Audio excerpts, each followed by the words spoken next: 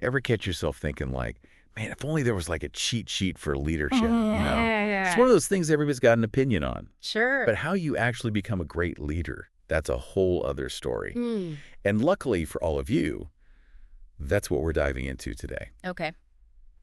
We've got two sources lined up, one that like breaks down all those classic leadership qualities you always hear about. And then another one, a TED Talk by Roselinde Torres, that like really flips the script on us and makes us rethink this whole leadership thing.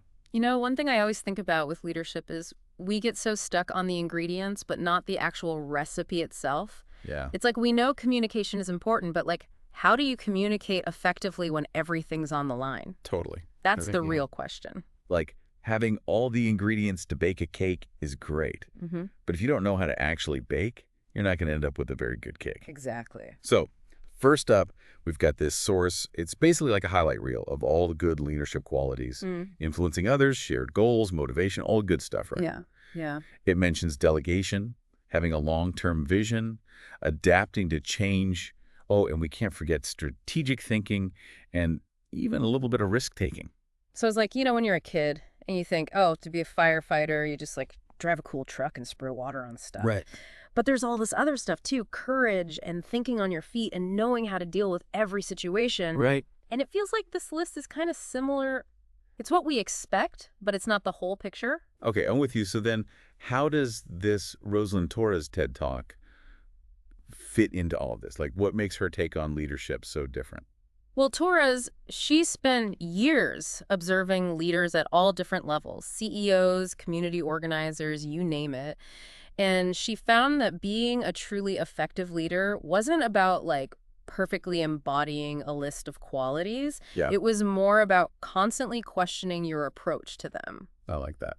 And she does this by posing these three really thought-provoking questions. Okay, come on. You can't just like drop that on me and not tell me the Oh, questions. right. All right. Don't leave me hanging. One of the questions that she asks is, where are you routinely going and who are you spending time with to learn about your blind spots? Ooh. Okay, that's already making me think because it's so easy to just stay in your lane, Yeah. Surround yourself with people who already agree with you. But is that really helping you grow as a leader?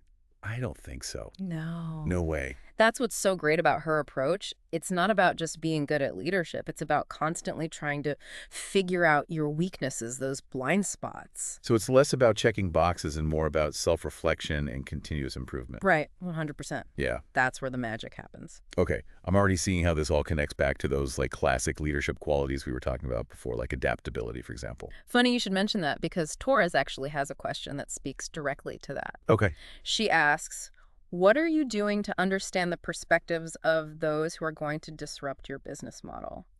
Ooh, that's a good question. So it's not even just about adapting to change within your own little bubble. Right. It's about like anticipating disruptions from places you weren't even looking. Exactly. And, think about Blockbuster. Oh, yeah. They were so busy competing with other video rental stores that they totally missed the boat on streaming. Right. Classic example of what happens when leaders don't, seek out different perspectives. And it's like you can be the best at what you do, but if you're not paying attention to the bigger picture, those forces that are shaping the world around you, you're going to be left behind. And that actually ties into another one of her questions. Okay. She asks, are you courageous enough to abandon a practice that made you successful in the past? Ooh, that's a tough one. Right. Especially for leaders who have been doing things a certain way and it's worked for them. Of course, it's so easy to get stuck in our comfort zones, holding on to those old strategies and approaches because, hey, they worked before, right? Yeah. But sometimes the very things that got us to where we are, they can actually hold us back if we're not careful. You know what this reminds me of? What's that? The whole thing with Henry Ford and the Model T. Oh, yeah. He was so convinced that the Model T was like the perfect car. Right. That he refused to innovate for years. He even said that like any customer can have a car painted any color that he wants as long as it is black. Wow. Which, we all know how that turned out. Right. Ford's busy sticking to his guns, and other companies, they're introducing cars with more colors, more features, and eventually the Model T, it's just obsolete. So it's not just about adapting. It's about being willing to let go of what you're used to, what's comfortable, even if it means you're challenging the status quo and taking a risk. Right, because that takes courage. Being willing to maybe fail, to learn from your mistakes and, grow from them. It's funny because we think of great leaders as these like infallible people who just have all the answers. But from what I'm hearing from you and from Torres, it seems like true leadership is more about being open to learning Yeah.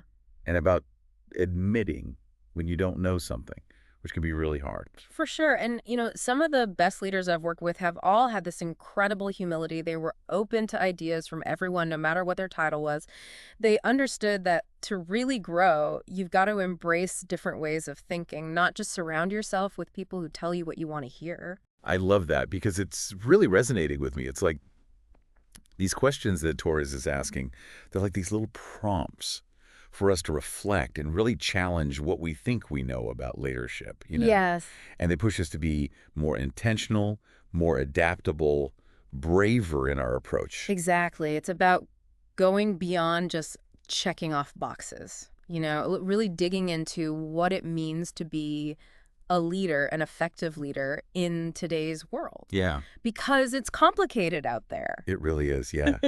It's funny, right? We talk about leadership like it's this big, important thing. Right. But then when you actually break it down, Right. like with these questions from Torres, it's like, oh, Yeah. it becomes way more like down to earth. Yeah. You can actually do something with this. It's like she's giving you a flashlight. Yeah. Yeah. And you can finally see those cobwebs in the corner of your leadership style. Oh, yeah. The stuff that's maybe holding you back. And speaking of those cobwebs, you said there were 3 questions. Yes. What's that third one? Because I feel like it's going to be a big one. The third question is a really good one. What is the measure of success for your leadership legacy? Okay, see, that one hits different. It does, doesn't it? Because it's not just about, like right now, it's about what you're actually doing for, like Yeah. the long game. It's about your impact long after you're gone. Exactly. And it's easy to get caught up in like, the day-to-day. No, for sure. Like, how are we doing this quarter? What do my performance reviews look like? Mm-hmm. But Torres is asking us to think bigger. Way bigger. Like, what kind of a leader do I want to be remembered as? Yeah. What are those values that I really want to embody? Right. And are you living up to them? Because anyone can hit a target, Mm. but it takes a real leader to build something that lasts, Exactly. something that's still making a difference even after, Even after you're gone. you're gone. Yeah. It's about empowering people, Yeah. creating something, building a culture that breeds innovation. This has been, I'm telling you, so eye-opening for me. We started with this list of like good leadership qualities.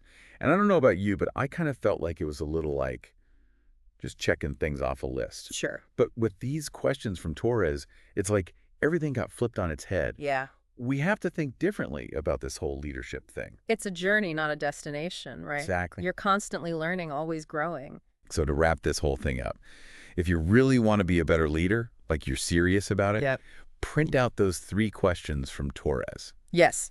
and put them somewhere. You'll see them Yeah. every single day. Love it. Make them your mantras, right? Yeah. Challenge yourself. Start conversations. Exactly. Use those questions as your guide Love that. to being a more impactful, inspiring leader. Couldn't have said it better myself. Well, that's all the time we have for today's deep dive.